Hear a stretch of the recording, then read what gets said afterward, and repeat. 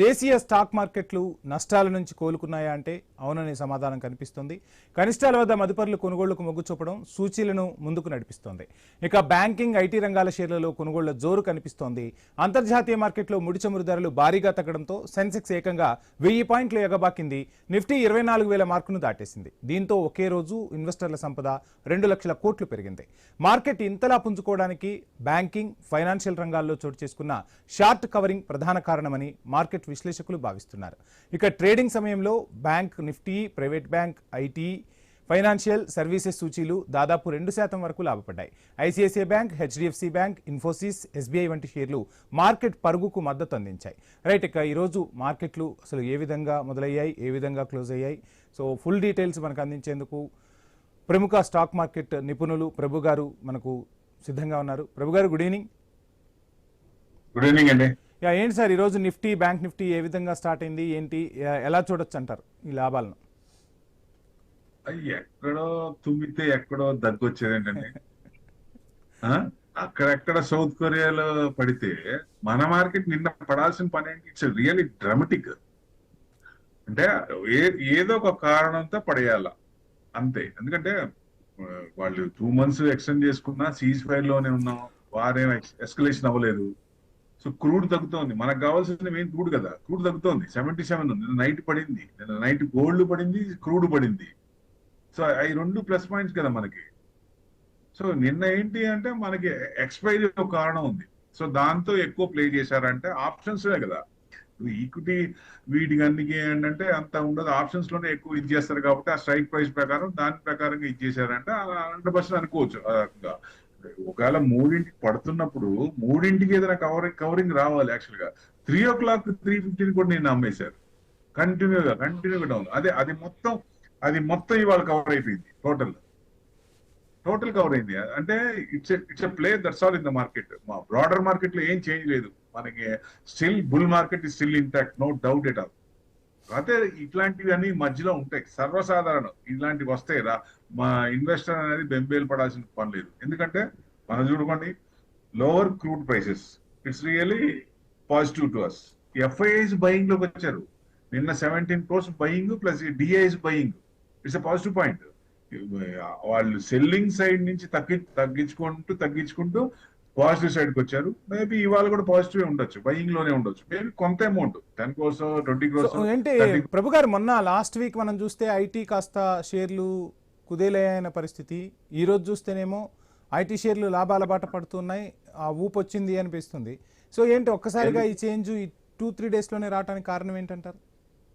ఎందుకు అంటే weekend down index అంటే చూడండి, ఈ మధ్య కాలంలో ఐటీ తప్ప ఇంకోటి లేదు, మ్యాక్స్ పడింది అదే కదా. అవును.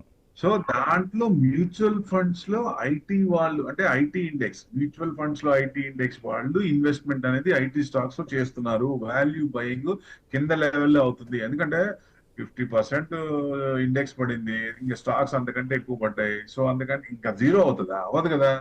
సో మ్యాక్స్ టు మ్యాక్స్ కింద బేస్ లెవెల్ దాదాపుగా వచ్చేసినట్టే. ఇక్కడ నుంచి సొల్యూషన్, దానికి ఏ మీద లే ఆఫ్ జరగకుండా సొల్యూషన్ రావాలి.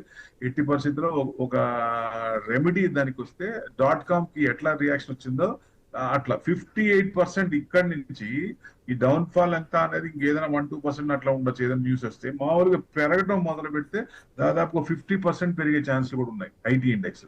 అది ఎప్పటి నుంచి అనేది 1 year నుంచి అవ్వచ్చా, 2 years నుంచి అవ్వచ్చా అనేది డిపెండ్స్ ఆన్ ద డిసిషన్. అది గవర్నమెంట్ డిసిషన్ కానివ్వండి, ఇది తీసుకునే ఛాన్స్. రెమెడీ, లే ఆఫ్ జరగట్లేదు, ఇక పర్వాలేదు, బాండ్ ఫ్యాంటాస్టిక్. ఎందుకంటే ఐటీ లేని కంపెనీ ముందు ఉండటానికి అంత ఫ్లరిష్ అవడానికి ఛాన్సెస్ లేవు. ఎవరైతే ఐటీ బేస్ కంపెనీ అయినా మామూలు ప్రోడక్ట్ ఏదైనా ఉన్నా టెక్నాలజీని యాడ్ చేసుకుంటేనే ఆ ప్రోడక్ట్ ముందు ఉంటుంది, లేకపోతే వెనకబడే ఉంటుంది. ఎగ్జాంపుల్ నైకా, దాన్ని చూసాం మనం. సో ఇక ముందు కూడా ఇది ఐటీ టెక్నాలజీ లేకుండా ఉంటే చాలా కష్టం. కాబట్టి దీనికి ఎట్టి పరిస్థితుల్లో ఎక్కడో వచ్చాట సొల్యూషన్ వచ్చి తీరుతుంది కూడా. సో డెఫినెట్ గా అక్కడి నుంచి మూవ్మెంట్ వస్తుంది. దాన్ని మనం పడిపోయిన ఇండెక్స్ కాబట్టి ఇక్కడ మనం హోల్డ్ చేసుకుంటే 3 years 4 years మనం హోల్డ్ చేసుకుంటే మంచి ఇంట్రెస్ట్లు ఐటీ ఇండెక్స్ లో స్టాక్స్ లో వచ్చే అవకాశాలు ఎక్కువ కనపడుతున్నాయి. So trade deal, US trade deal జరుగుతుంది, మనం చెప్పట్లేదండి, అక్కడ యుఎస్ వాళ్ళు చెప్తున్నారు. వాళ్ళు ట్రేడ్ డీల్ జరుగుతుంది, హోప్స్ అంటే వెరీ నియర్ బై. అసలు అంటే అత్యుత్సాహంగా ఉన్నారు వాళ్ళు. So we have to deal with India అని. ఎందుకంటే యా. యూరోపియన్ ట్రేడ్ డీల్ తీసుకుంటుంది, యూకే ట్రేడ్ డీల్ తీసుకుంటుంది. వాళ్ళ నుంచి ఇప్పటిదాకా వాళ్ళతో ఉండి బయటకు వాళ్ళు వచ్చి పరిగెత్తుకుంటూ వచ్చి మన దగ్గర తీసుకుంటుంటే ఇప్పుడు వాళ్ళ పరిస్థితి ఏంటి? మేము వస్తాం, మేము కూడా ఇస్తాం. అది మంచిదే కదా. పెద్దన్న ఉన్న పొజిషన్ లో ఉన్న వాళ్ళతో కూడా మన ట్రేడ్ డీల్ జరగడం అనేది నిజంగా ఇట్స్ $1.4 బిలియన్ అది. So it's very good. అది కూడా మంచిదే కదా. ఏషియన్ మార్కెట్స్ అన్ని ప్లస్ లో ఉన్నాయి ఓ రకంగా చూస్తే. నిన్న అన్ని ఇది ఉన్న ఏషియన్ మార్కెట్స్ నిన్న కొరియన్ ఒకటే బాగా పడింది, సీలింగ్ పడింది. SK Hynix and Samsung IT, అక్కడ ఉన్న ఐటీ బాగా పడ్డాయి. అక్కడ ఐటీ పడితే ఇక్కడ ఐటీ పడటం ఏంటి? సో ఇక్కడ ఐటీలో ఏముంది అసలు? సో ఇవాళ పెరగటం ఏంటి? సో ఇట్స్ ఎ ప్లే అంతే, దట్స్ అంటే దీంట్లో. ఎందుకంటే జిక్స్ రీజిక్స్ సో ఉంటాయి బ్యాంకింగ్ కు కాబట్టి. సంబంధించి ఏం చెప్తారు సార్? బ్యాంకింగ్ షేర్లలో కూడా కొనుగోళ్ల జోరే కనిపించింది, మొత్తంగా అవి కూడా లాభాలని ఆర్జించినట్టుగా అయితే ప్రస్తుత ట్రెండ్స్ కనిపిస్తున్నాయి. సో ఏంటి అసలు బ్యాంకింగ్ సంబంధించి ఏం చెప్తారు? బ్యాంకింగ్ ఇండెక్స్ ఇంకా పెరిగే ఛాన్సే ఉంది. ఎందుకు అంటే దానికి ఒక బేస్ ఉంది. ఆర్బీఐ తీసుకున్న ఆపరేషన్స్ వల్ల ఆపరేషన్స్ ఏం చేసి ఎఫ్సిఎన్ఆర్ వాళ్ళు ఎఫ్ఐఎస్ కి వాళ్ళకి బ్యాంక్ లో డాలర్స్ డిపాజిట్ చేసుకోవడానికి వాళ్ళ ట్యాక్స్ లేకుండా చేసింది. సో 3.5 4 ఎఫ్సిఎన్ఆర్ లో దాన్ని జీరో చేసింది. ఇంకొక దాంట్లో ఉంది 1.5 3.5 ఉంది 1.5. అంటే ఆల్మోస్ట్ అన్నిట్లో వాళ్ళకి డాలర్స్ డిపాజిట్ చేసుకున్నప్పుడు వచ్చే వాళ్ళ ఇంట్రెస్ట్ మీద ట్యాక్స్ కట్టాల్సిన పని లేదు ఇండియాకి. సో అది జీరో చేసిందంటే వాళ్ళకి ప్లస్సే కదా. వాళ్ళు ఆర్బీఐ $50 బిలియన్ ఎక్స్పెక్ట్ చేస్తే $3 బిలియన్ 4-5 days లో 1 week లో వచ్చింది. సో అది నెక్స్ట్ ఇంకా $1 బిలియన్ వస్తాయి కాబట్టి, డిపాజిట్స్ వస్తాయి కాబట్టి ఫారెన్ రిజర్వ్స్ లో డాలర్స్ తగ్గుతున్న భయం మనకి ఆ పొరలు పోతాయి. సో ఈ డాలర్స్ అన్ని యాడ్ అవుతాయి. సో అప్పుడు బ్యాంక్ నిఫ్టీ ఇంకా పెరిగే ఛాన్స్లే ఉన్నాయి. ఎందుకంటే వరుసగా మీకు డౌన్ నుంచి బ్యాంక్ నిఫ్టీ బాగా పెరిగింది, నిఫ్టీ కంటే బ్యాంక్ నిఫ్టీ పెరిగింది. So profit booking will be there. అది సర్వసాధారణం కదా. ఎక్కువ పెరిగినప్పుడు కంటిన్యూగా పెరిగితే ఎక్కడో చోట నేను అమ్ముకోవాలి కదా. సో ఎక్కడ అమ్ముకోవాలి? లేకపోతే నేను కొత్త నేను ఎంటర్ అవ్వాలి. ఎక్కడ ఎంటర్ అవ్వాలి? పెరుగుతూ ఉంటే భయం వేస్తుంది. So when it is retraced or when it is profit booking అవుతున్నప్పుడు నాకు భరోసా వస్తుందా, నేను ఇక్కడ ఎంటర్ కావచ్చు. లెవెల్స్ చూసుకుంటాం కదా, రీసెంట్ హైస్ చూసుకుంటాం కాబట్టి ఆ లోస్ వచ్చినప్పుడు కొంచెం ఎంటర్ అవుతా అనే ధైర్యం వస్తుంది. సో కొత్త నీరు రావాలంటే రీట్రేస్మెంట్ అనేది సర్వసాధారణం. Downs are not permanent, ups are always permanent. So పెరగటం మళ్ళీ 63,500 అంటే 61 చైన్ దాకా అంతకుముందు ఉంది. దాని తిరిగి ఫ్రెష్ ఆల్ టైమ్ హై 63,500 వస్తుంటే బ్యాంక్ నిఫ్టీ అంతవరకు వెళ్లే ఛాన్స్ ఉంది. అది టైం పడుతుంది కానీ డెఫినెట్ గా 1 day it will come very in short span. So అక్కడ దాకా మన బ్యాంకులు ఎవరైనా స్టాక్స్ బ్యాంక్ ఉంటే ప్రాఫిట్లు ఉంటే తొందరపడి అమ్మాల్సిన పని లేదంట. హోల్డ్ చేసుకోండి. ఆ 63,500 బ్యాంక్ నిఫ్టీ వచ్చినప్పుడు దర అమ్ముకోవచ్చు అక్కడ. పెన్నీ స్టాక్స్ కి సంబంధించి ఎలా చూడొచ్చు అంటారు? అంటే చాలా మంది కూడా పెన్నీ స్టాక్స్ అనే మాట ఈ మధ్య ఎక్కువగా వినిపిస్తుంది. అసలు ఏంటి ఆ పెన్నీ స్టాక్స్ ఏంటి? సో ఎంత పర్సంటేజ్ ఆ పెన్నీ స్టాక్స్ కొనుక్కోవచ్చు? పెన్నీ స్టాక్స్ ఒక 100 స్టాక్స్ లో ఒక 4, 3, 5 మాక్సిమం 5 వస్తాయండి. మిగతా మొత్తం పోతాయి. ఈవెన్ లిస్టెడ్ కాకుండా పోతాయి. సో చిన్న 10 పైసలు ఉన్నాయి, లేదా 20 పైసలు ఉన్నాయి, ₹1 ఉంది, ₹2 ఉంది. మనకి ₹1,00,000 పెడితే రూపాయి 1,00,000 వస్తాయి షేర్లు. ₹1 మన డబ్బులు మనకు వస్తాయనో ఉంటది ఆ జనరల్ గా హ్యూమన్ టెండెన్సీ అది. బట్ లిస్ట్ కాకుండా పోయి కొన్ని వేల షేర్లు ఉన్నాయండి. 2000 నుంచి తీసుకుంటే షేర్లు ఉన్నాయి. అవన్నీ ఏం కావాలి అసలు? ఎవరికి చెప్పాలా? సో లిస్ట్ కాకపోతే ఆ సర్టిఫికేట్ మన దగ్గర ఉంటే నేలికి తీసుకోవడానికి పనికిరావు. ఈమాట్ లో ఉండి షేర్ లిస్ట్ అవ్వాలి, అప్పుడే కదా దానికి వాల్యూ. లిస్ట్ కాకుండా ఉంటే మనం ఏం చేయలేం. సో డెఫినెట్ గా అలా స్మాల్ క్యాప్ అయినా పర్వాలేదు కానీ పెన్నీ స్టాక్స్ ఉంటాయి అనేది. ఎందుకంటే పెన్నీ స్టాక్స్ ఎక్కడో చోట వాళ్ళకి ఫైర్ ఉంటుంది, ఒక కంపెనీ డెవలప్ చేయాలని. మిగతా అంతా దాచుకోవడం అన్నట్టుగానే ఉంటుంది. 100% అసలు పెట్టుకోవటమే వద్దు. ఎందుకంటే మీరు ఎస్ బ్యాంక్ ₹400 ఉంది. ఈ మధ్య కాలంలో 10-15 నుంచి దాదాపు 24-25కి వచ్చింది. ఇవాళ 20కి వచ్చేసింది మళ్ళీ. సో ఎక్కువ మంది కూడా ఈ దీంట్లో పెట్టుకోవచ్చా అంటే ఎస్ బ్యాంక్ సపోర్ట్ ఉంది, గవర్నమెంట్ సపోర్ట్ కూడా ఉంది, ప్రమోషన్ చేస్తున్నారు, కానీ ఎవ్వరు ముందుకు రావట్లా. సో వాళ్ళ స్కామ్ నుంచి బయటికి రావట్లేదు. మేనేజ్మెంట్ సంథింగ్ రాంగ్ ఉంది, దాని నుంచి బయటికి రావాలి, ఇంకొకళ్ళు వచ్చి టేక్ ఓవర్ చేయాలి. అప్పుడు కదా అట్లాంటి సపోజ్ పెట్టుకున్నాం. ఎప్పటికో 10 ఏళ్ల తర్వాత ఎస్ బ్యాంక్ లో వచ్చి జనాలు ఎవరో ఇన్వెస్ట్మెంట్ చేశారు, అప్పుడు పెరిగింది అనుకున్నాం. ఈ 10 ఏళ్ళు మనం ఏమైపోవాలా దాంట్లో పెట్టి. సో ఇట్లానే ఉంటాయి స్టాక్స్. 100% మొమెంటం ఉన్న స్టాక్స్ లో, ఫైర్ ఉన్న స్టాక్స్ లో న్యూస్ ఒక కెటలిస్ట్ ఉంది, దాంట్లో ఆ కెటలిస్ట్ ఫైర్ అవుతున్నప్పుడు, ప్రైజెస్ పెరుగుతున్నప్పుడు వాల్యూమ్ పెరుగుతుంది. సో ఇవి పెరుగుతున్నప్పుడు అలాంటివి పెట్టుకుంటే మనకు కూడా జోష్ వస్తుంది. అలాంటి వాటిని పెట్టుకోవటం మంచిదని నా ఉద్దేశం. యా, ఈ రిలయన్స్ కి సంబంధించి నిన్న మార్కెట్లో చాలా పాజిటివ్ టాక్ వినిపించింది. చాలా మంది కూడా మరలా రిలయన్స్ షేర్లు కొనుగోలు చేయడం కోసం మొగ్గు చూపుతున్నారు. సో ఏంటి సార్ ఈ ట్రెండ్ ఎప్పటి వరకు కొనసాగచ్చు? ఇది రైట్ టైమా రిలయన్స్ స్టాక్స్ లో ఇన్వెస్ట్ చేయడానికి? ఏం చెప్తారు? రిలయన్స్ లో చేయొచ్చండి ఇన్వెస్ట్మెంట్. ఎందుకంటే లాస్ట్ 3-4 ఇయర్స్ చూసినా వాళ్ళు ఇన్వెస్ట్మెంట్ పరంగా ఎక్కువ పెట్టారు, రిటర్న్స్ రావాలి. సో నెక్స్ట్ 5 ఇయర్స్ లో రిటర్న్ రావాలి. ఇప్పుడున్న రేటుకి దాదాపుగా డబల్ అయ్యే ఛాన్సులు ఉన్నాయి. లాంగ్ 3 to 5 ఇయర్స్ పెట్టుకుంటే రిలయన్స్ డబల్ అయ్యే ఛాన్స్. అట్లాగే జియోకి ఆర్పు ఎక్కువ, సో వరల్డ్ లోనే ఎక్కువ అది. సో డెఫినెట్ గా అది కొంచెం ముందుకెళ్లే ఛాన్స్ ఉంటుంది. సో అట్లా మీకు జియో ఫైనాన్స్ ఇవన్నీ కూడా వస్తున్నాయి కాబట్టి ఐపీఓ పెద్దది. ఇప్పుడు రేపొద్దున మీకు ఎలన్ మస్క్ స్టార్ లింక్ కూడా వస్తుంది. ఎప్పుడు వస్తుంది అంటున్నారు, ఏదో ఒక సంవత్సరంలో వస్తుంది. ఎందుకంటే వాళ్ళు ఇక్కడ middle and lower middle class ఉన్నప్పుడు యుఎస్ లో ఉన్న రేట్లు వేరే కంట్రీస్ ఉన్న రేట్లు ఇస్తే కుదరదు. సో ఇక్కడ స్టార్ లింక్ ప్రతి ఇంటికి 144 కోట్లు ప్రతి ఇంటికి ఇవ్వాలంటే వాళ్ళు మంచి రేట్లో రావాలి. ఆ మంచి రేటు ఎక్కడ కుదురుతుంది? మనకు చెప్తే గవర్నమెంట్ కి వాళ్ళు చెప్పిన దానికి యాక్సెప్ట్ చేయలేదు. సో రేట్ తగ్గించారు, అందుకని వెనక్కి వచ్చింది. అది ఎప్పుడోసారి రావచ్చు. వచ్చినప్పుడు దానికి తట్టుకోవాలంటే లోకల్ బేస్ ఒకటి కూడా స్ట్రాంగ్ గా ఒకటి ఉండాలి. కాబట్టి ఈ జియో ఫైనాన్స్ ని స్టార్ లింక్ తట్టుకునే ఛాన్స్ ఉంటుంది. అంటే పోటీ ఉన్నప్పుడే కదా రేట్లు కొంచెం తగ్గేది. పోటీ లేకపోతే ఏముంది, వాళ్ళు చెప్పిందే వేదం అవుతుంది. సో అలా బేస్ తో రిలయన్స్ కొంచెం సపోర్ట్ తీసుకొని, గవర్నమెంట్ సపోర్ట్ తీసుకొని ఒక శాటిలైట్ లింక్ ఇది కూడా చేస్తున్నారు. సో అది మంచిదే కదా డెఫినెట్ గా. అప్పుడు పోటీ ఉన్నప్పుడు జనరల్ గా ప్రతి సామాన్యుడు ఇంటికి కూడా తక్కువ నెట్ చార్జెస్ తక్కువ వచ్చే ఛాన్స్ ఉంటాయి.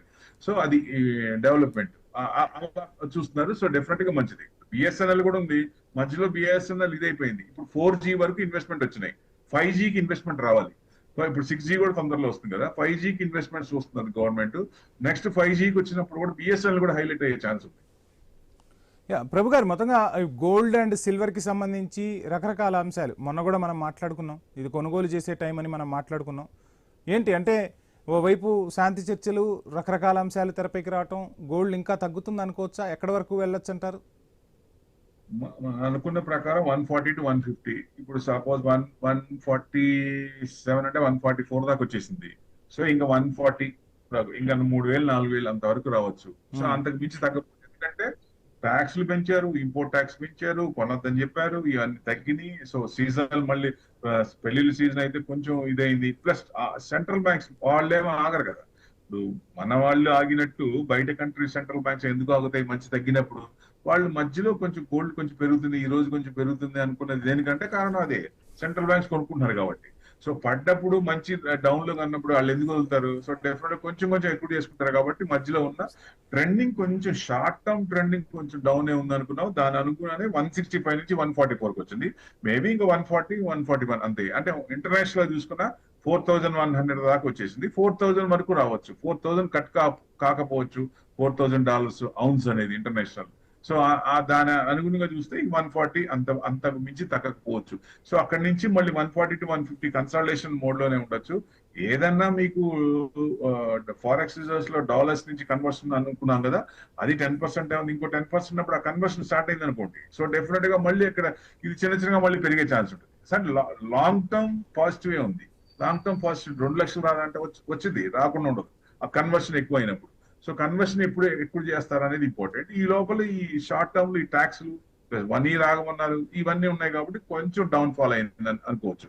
ఎందుకంటే అసెట్ క్లాస్ అది ఎక్కువ మంది ఇస్తుంది, ప్రీసియస్ మెటల్. సో డెఫినెట్ గా మనం వద్దన్నా, ప్రైమ్ మినిస్టర్ గారు వద్దన్నా కొనే పరిస్థితి కూడా ఉంది. కొన్నారు కదా.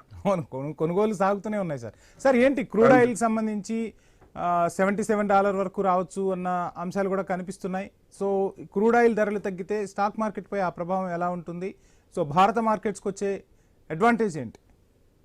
క్రూడ్ తగ్గిందంటే వార్ స్టార్ట్ ముందు 72 ఉంది. అవును, నిన్న నైట్ 77. సో తగ్గుతుంది. తగ్గుతున్నప్పుడు ఇండియాకి మనం క్రూడ్ కొనాలంటే డాలర్స్ లో పెట్టాలి.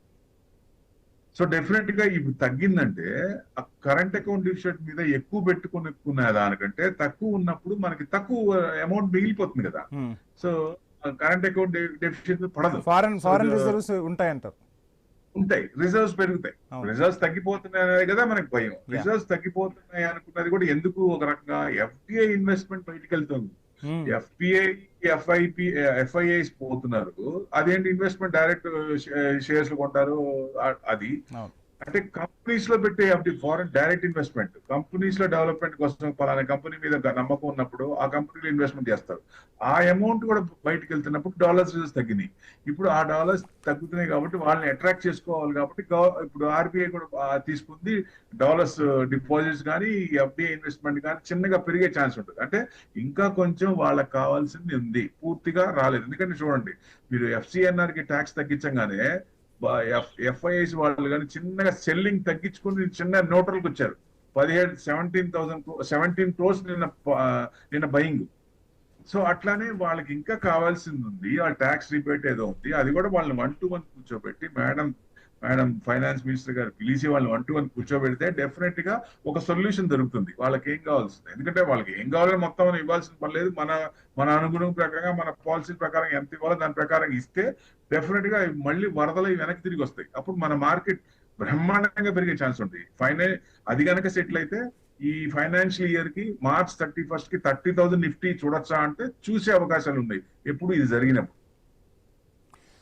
రైట్. ఇప్పుడు ప్రతిరోజు కూడా చాలా మంది ఎదురు చూస్తున్నారు 5 బెస్ట్ స్టాక్స్ ఏంటి, సో వాటి పాసిబిలిటీస్ ఏ విధంగా ఉంటాయి, ఏ విధంగా పెరుగుతాయి, అదేవిధంగా టార్గెట్ ప్రైస్, స్టాప్ లాస్ల గురించి కూడా మాట్లాడుకుంటున్న పరిస్థితి కనిపిస్తుంది ప్రభు గారు.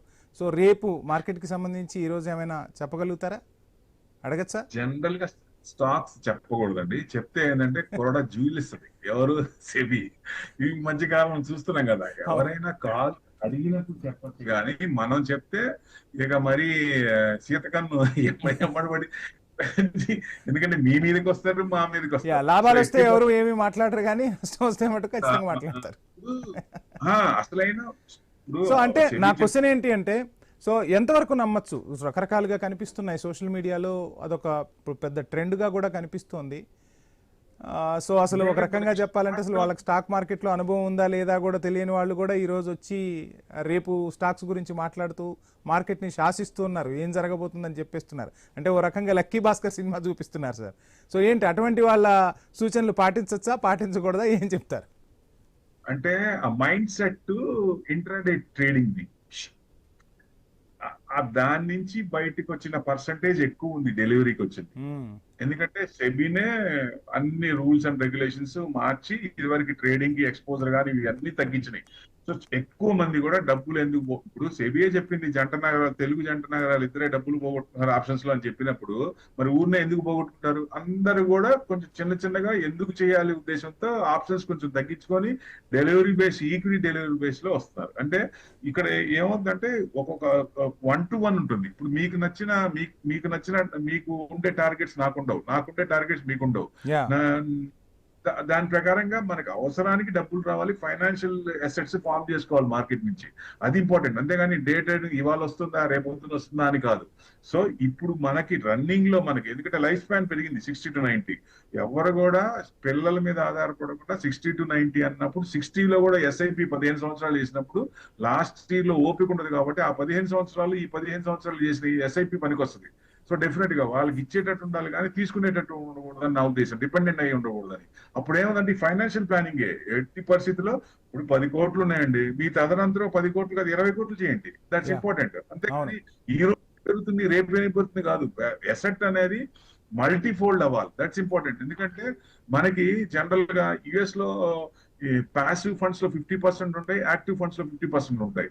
మన దగ్గర ప్యాసివ్ ఫండ్స్ అంటే ఉంటుంది 15% ఉంటుంది, యాక్టివ్ ఫండ్స్ లో 85% ఉంటుంది. సో పోను ఎసెట్స్ అంటే ఇన్స్టిట్యూషన్ మ్యూచువల్ ఫండ్స్ దగ్గర అమౌంట్ పెరుగుతున్నప్పుడు ఇది కూడా షేరింగ్ ప్యాసివ్ ఫండ్స్ లో 50, దానికి ఒక రకంగా మేబీ 2 దశాబ్దాలు పట్టచ్చు. మనం కూడా యుఎస్ దానికి వెళ్ళొచ్చు. అట్లా అంటే చేంజ్ అవుతుంది. ఇప్పుడు మనకి జెన్జీలు అన్నాం, వాళ్ళ పాలసీలు ఏంటి? ఇప్పుడు 80 years వాళ్ళు చూసినా 80 years వాళ్ళ పోర్ట్ఫోలియో చూసినా 80% డెట్ ఉండేది, ఇదివరకు 20% ఈక్విటీ ఉండేది. ఇప్పుడు రివర్స్ అయింది. అది ఆ రివర్స్ లో కూడా డెట్ లేదు. డెట్ లేకుండా ఏం చేస్తున్నారు? ఇంటర్నేషనల్ స్టాక్స్ లో పెడుతున్నారు. ఎందుకంటే యుఎస్ లో మరి వాలటాలిటీ ఎక్కువ, చైనా కానీ అదర్ కంట్రీస్ లో ఉన్న ఆ స్టాక్స్ లో కూడా ఇన్వెస్ట్మెంట్ చేయాలన్న ఆలోచన వస్తుంది, ఓన్లీ ఇండియా కాకుండా. అది చాలా మందికి వస్తుంది ఇప్పుడు వచ్చే చిన్న ఏజ్ వాళ్ళకి. సో అట్లా ట్రెండింగ్ మారి మెటల్స్ లో 20%, ఇంటర్నేషనల్ 20%, 60% ఈక్విటీ. ఇప్పుడు పెద్దవాళ్ళు చూస్తే 80% ఏమో ఈక్విటీ, 20% ఏమో మెటల్స్, 10% మెటల్స్, 10% ఇది. ఆ డెట్ కొంచెం తగ్గుతుంది, డెట్ పర్సంటేజ్.